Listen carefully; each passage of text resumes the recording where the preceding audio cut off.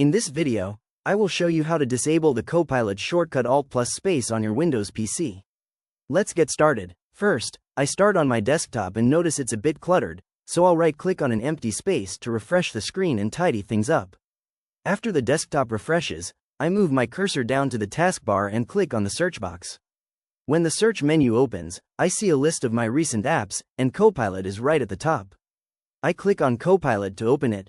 The app takes a few seconds to load, and once it does, I can see the main clean interface with the prompt area. Now, to change the shortcut settings, I need to open the Settings panel. I navigate to the left side menu where my profile icon is located and click on it. This expands the side panel, showing options like Settings, Memory, Reminders, and Give Feedback.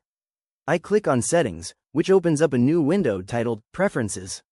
Inside this Preferences menu, I can adjust various configurations for Copilot, such as voice language, and theme. I scroll down the Preferences menu to find the option that says, Use Alt+Space to launch Copilot. Right now, it's configured to open in a full window. There's a drop-down next to it, so I click it to see the other choices. The drop-down displays options like None, Quick View, and Full Window. Since I want to disable this shortcut entirely, I select None from the drop-down list. Once I select None, the shortcut is successfully disabled.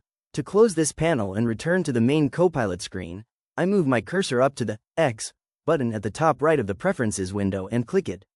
Back on the main screen, I want to make sure Copilot is still fully functional despite changing the shortcut. I click into the Message Copilot input text box to start typing a test prompt. I type in, explain how inflation affects everyday expenses like food, transportation, and housing. And wait a moment before sending it. Everything looks perfect, and the shortcut will no longer get in my way while using other applications.